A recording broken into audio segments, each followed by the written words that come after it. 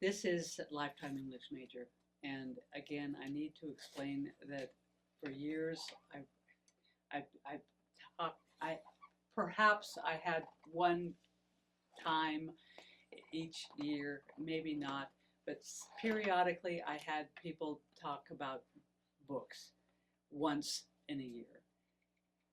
And finally I decided, no, no, no, no. We need, books are vital, reading is vital. Discussing books, words, reading is vital, are vital. I'm going to do this every month, and I'm thrilled. My my person here is Delana Ruud. She's deeply involved with the Literacy Support Council. So, what is the Literacy Support Council? Okay. The Literacy Support Council is the fundraising arm of the Placer Adult Literacy Program. We are the 501c3 nonprofit organization. You get the money. We get the money. Okay. We get the money primarily through donations from persons. From persons who are interested in our community being a literate society.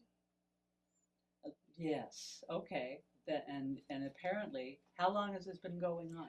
Okay, the Placer Adult Literacy Program actually started in the mid-1980s. I want to say about 1985, 86. Is that when you were involved with? No, no. I was not involved then. The state library offered every library in California a 5-year grant to start an adult literacy program. And like most programs that are started, the money runs out at the end of 5 years. That's it. They had, I think, 3 people on their staff. And if libraries wanted to continue the program, it had to come out of their own budget. Most libraries in California are not well funded, including Placer County Library. And so at the time, the hierarchy at the library thought that there was enough of a need to continue with the program. So they scraped the bottom of the barrel and came up with the minimal amount of funding to continue on with the program. And the program at the time probably had a part-time director and a part-time worker bee type person. And in 1990, when I went to work for the library, the Auburn Library, I was in charge. Hooray! I was in charge of a different program. I was in charge of the Senior Community Information Referral Program. Susan Hildreth at the time was the county librarian, and she started the Placer, now I'm going to get mixed up on the titles. She started the Literacy Support Council, which consisted probably of about 8 or 10 individuals. And their primary responsibility was to get publicity out into the community and also fundraising. And so how do you do fundraising when you're starting from scratch? Well, you can beg people for donations. Yes. And that's not a very good way of putting it. And it's difficult. It is difficult. Can we have money, please? You want to make people be good with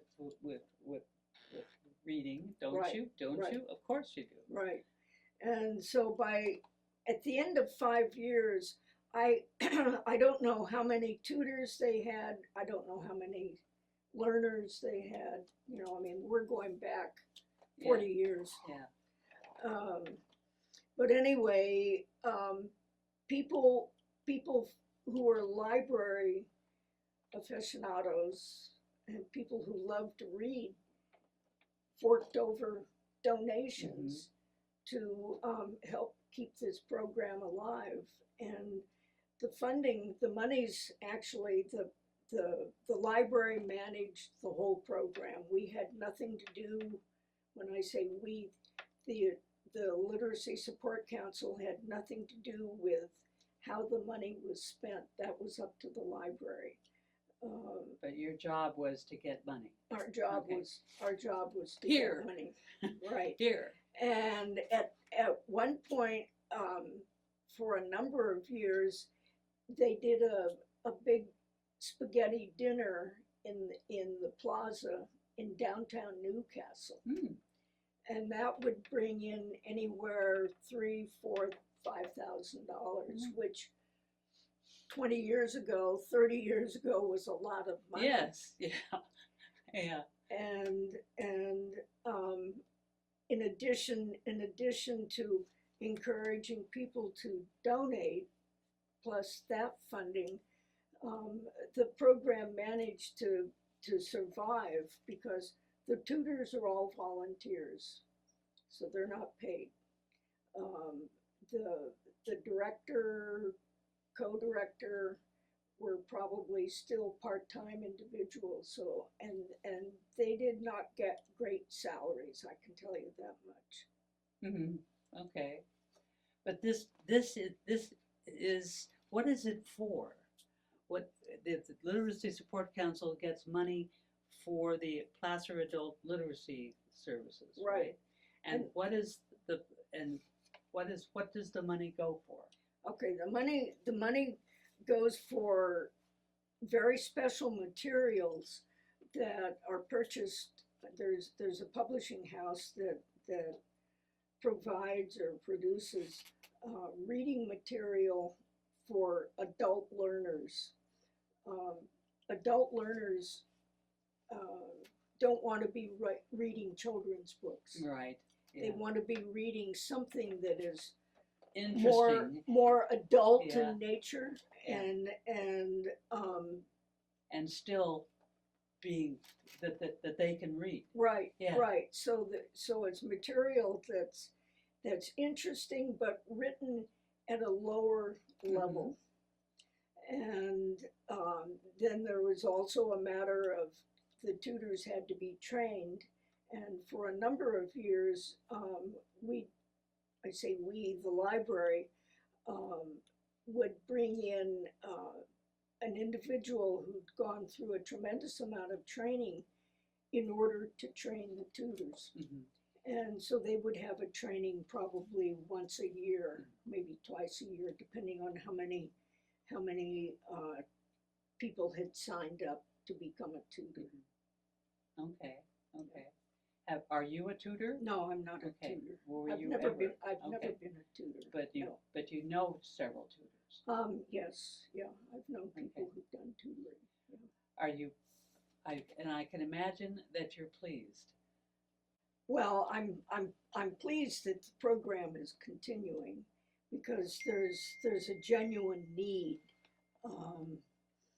Placer County, compared to other counties in the state, probably is considerably more literate because we have a higher percentage of people who live here who are college graduates, who work in professional jobs in the greater Sacramento area. You and me. Yeah.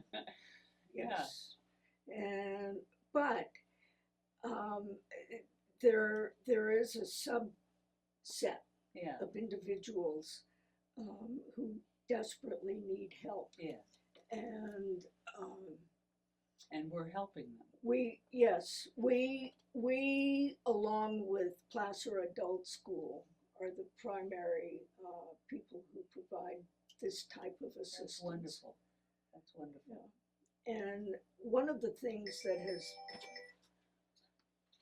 pleased me immensely is we tried for a number of years to get our foot in the jail.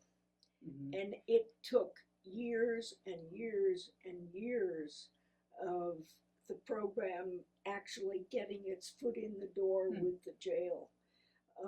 We don't have anybody working in the jail, tutoring in the jail right now, due to some management issues in the jail that have to do with personnel. They only have certain personnel that can work with this type of educational program, and that individual or individuals are currently not available. But we, several years ago, when things were really rolling, we had 2 or 3 individuals who were going into the jail on a weekly basis, working with individuals. Ah, And the that would be next wonderful. That the would be, next addition to that program was they started a system that they could, and this would probably be for a person who would be incarcerated for quite a period of time. They would have the person read a book that was videotaped, and then the CD would, or the DVD would be sent to the child of that person along with the book. And the child could put the video on, yeah, and then dad would be reading sure. with the book, and the child could follow along with the book. And it was considered a real step forward. Yes. I I hope you guys, well, they could do it again. We were hoping. I haven't heard anything in the last several months about, the person's back at work or, whatever the issue was. We have no control over that. It's just like we had no control over the jail saying absolutely not for probably 25 years, which was unfortunate because a very high percentage of people who end up in jail or in state prison are very, very low level readers. Okay. So any amount of assistance is helpful. Okay. I have a question. The people involved with the Placer Adult Literacy Services are helping people learn to read. And if somebody wants to do that, they should look at the Placer County Library. They can contact any library. They can just walk into any library and inquire about the service. They can go online and go to Placer County Library Adult Literacy Program, and that will bring up a web page with information. Right now, the program is being run out of the Rockland Library. It's not being run in Auburn. Right, not yet. Not yet. You brought in a book. A book. I did bring in a book. Okay. Among not only does the Literacy Support Council pay for the material that the learners use, but we also contribute to funding that the library uses to enhance their family, what they call family literacy program. So show that. Okay. Yeah. Together, a forest. Okay. This is a new concoction since you and I grew up. Yeah. Anyway, this is a book that is an audio book included in a regular book. So here we have, if I can get the right page. Okay, here's the book starting, and You turn it on. It's battery powered. And show them where it is. Whoops. Okay, there's a control tab here. So anyway, you turn it on, and then Oh this my. is the control tab. Okay. And so maybe mom or dad or a other relative, brother or sister isn't available to read a book to a child. They can use this on their own and turn it on. 2026. Yes, yes. And most 3-year-olds today could do this faster than you and I could. So Yes.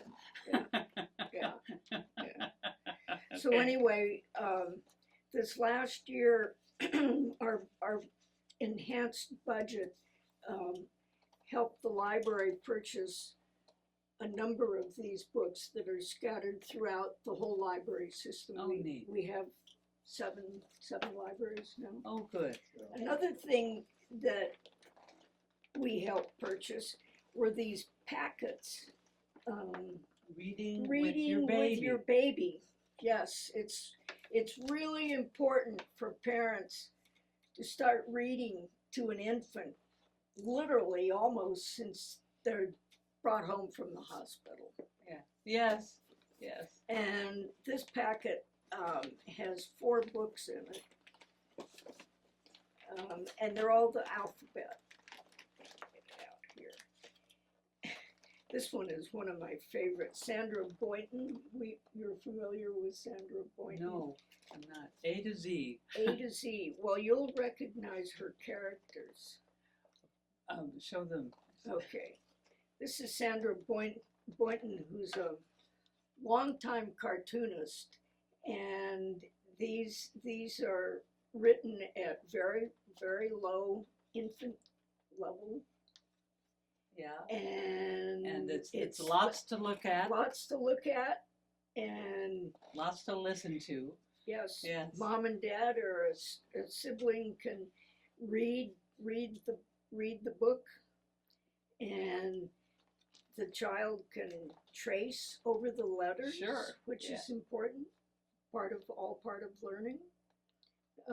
Anyway, these packets are available in all of our libraries. Really? Oh, yes. Oh, good. And they're very, very popular. Now, do people buy that? No, Or they check borrow? them out. They check them out just Oh. like a book. Oh, neat. So this whole And packet, there are several things in there. yes, there are four books on the alphabet in this. Oh, neat. And so these are available in all of our library branches. And as I say, they are very, very popular. And also these talking books Uh-huh. are also available in all of our libraries. Wow, that's fabulous. What a good idea. Yes, Yes. yes. Certainly something that was not available when you and I were there. Absolutely. I can still remember sitting on the couch with my brother and sister and my dad reading to us. Mhm. It was very, very I special can remember time. that too. Yeah. Yes. Very special time. Yeah. And I have learned about the outreach at Acres of Hope. Right. And what I have not known about is this annual backpack. That's the annual backpack? No, this it's is a not the different- annual backpack. Okay. The annual backpack giveaway, we donate books to the Placer County Department of Health and Human Services, and they put together 300 or 400 backpacks for school kids, school-age children, at the beginning of the school year. And each child gets to choose a book for their very own. And so we're in the process now of getting the lists of book titles from the library Okay. that they develop, and we'll be purchasing these items. And then they get delivered to an office, I guess, in Health and Human Services. And then the packs, or I don't know who assembles the packs, but the books are not put in the packs. The books are on a table someplace. And the children who are to get these backpacks can choose a book for their very own.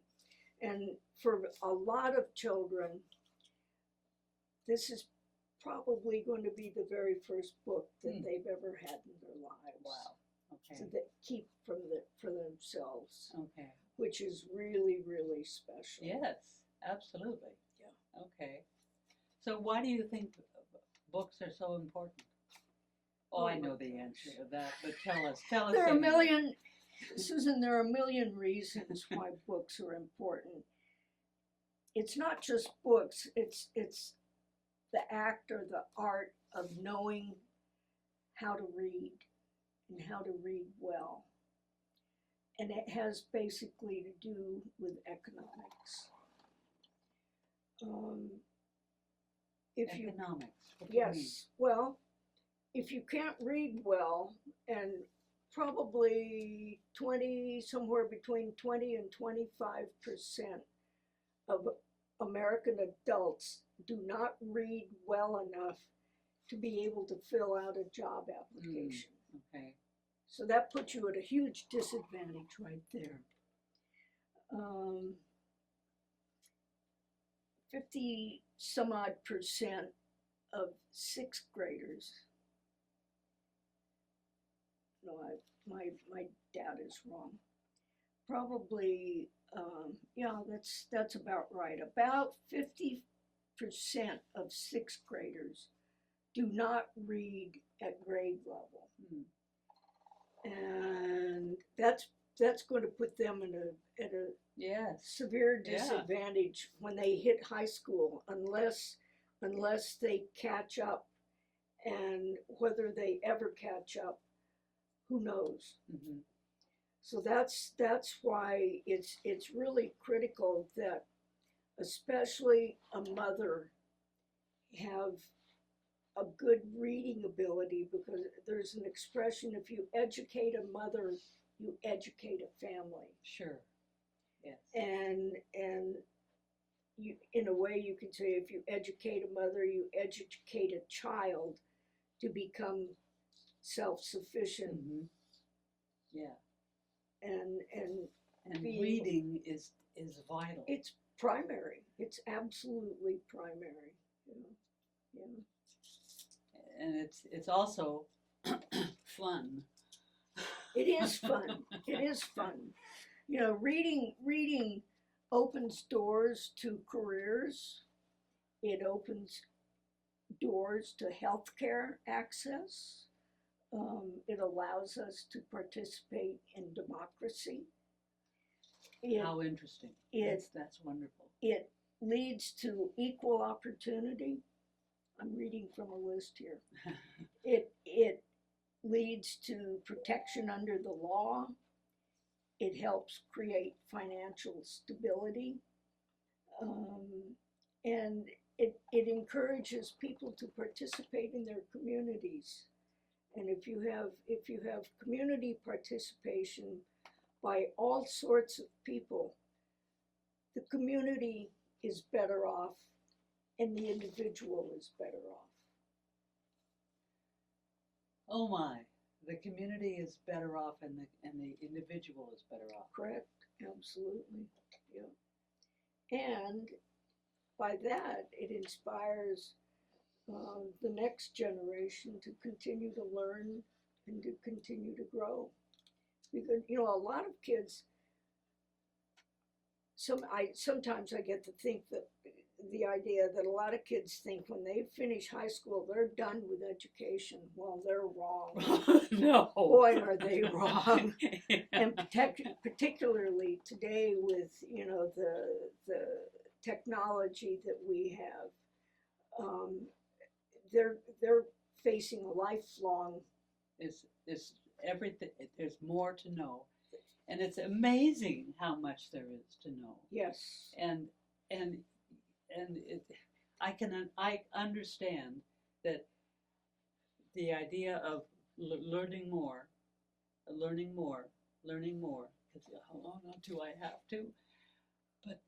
But there's all sorts of stuff that you can be delighted about. Absolutely.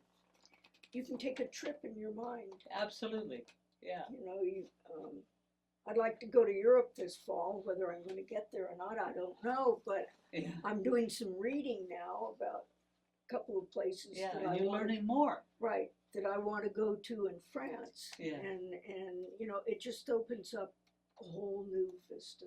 And it's delightful. Yes. Yes. Yeah, we know what is delightful, and